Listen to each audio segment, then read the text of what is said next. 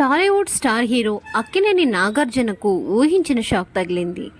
తన కుటుంబం మంత్రి కొండా సురేఖ చేసిన ఆరోపణలపై ఆయన పరువు నష్టం దావా వేస్తే ఒక వ్యక్తి మాత్రం నాగార్జునపై పోలీసులకు ఫిర్యాదు చేశారు. మంత్రి కొండా సురేఖపై టాలీవుడ్ స్టార్ హీరో పరువు నష్టం దావా వేయగా ఆయనకు ఊహించిన షాకే తగిలింది. ఈ నేపథ్యంలో మాదాపూర్ పోలీస్ స్టేషన్లో ఓ వ్యక్తి ఫిర్యాదు చేశారు. హీరో అక్కినేని నాగార్జునపై జనం కోసం అధ్యక్షుడు కసిరెడ్డి భాస్కర్ రెడ్డి మాదాపూర్ పోలీసులకు ఫిర్యాదు చేశారు.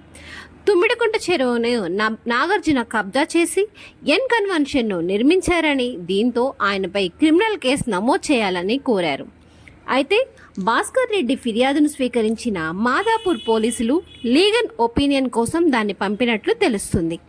నాగార్జున చెరువుని ఆక్రమించి పర్యావరణాన్ని విధ్వంసం చేశారని, చట్టాలను ఉల్లంఘించారని ఆయన తన ఫిర్యాదులో పేర్కొన్నారు. తన కుటుంబంపై మంత్రి కొండా సురేఖ అనుచిత వ్యాఖ్యలు చేయడంతో హీరో నాగార్జున ఆమెపై నాంపల్లి కోర్టులో పరువు నష్టం దావా వేశారు. న్యాయమూర్తి సెలవులో ఉండడంతో విచారణ వాయిదా పడింది. సోమవారం దీనికి విచారణ జరగనుంది. అసలు ఏం జరిగింది? మంత్రి కొండా సురేఖ మీడియాతో మాట్లాడుతూ తనని సోషల్ మీడియాలో వేధించింది కేటీఆర్ అనే అంటూ ఆయనపై సంచలన వ్యాఖ్యలు చేస్తూనే హీరో నాగ చైతన్య, సమంత విడిపోవడానికి కారణం కూడా కేటీఆర్ అంటూ ఆరోపించారు. కేటీఆర్ హీరోయిన్స్కి డ్రగ్స్ అలవాటు చేసి వారిని ఇండస్ట్రీ నుంచి దూరం చేసేవాడని ఆరోపించారు.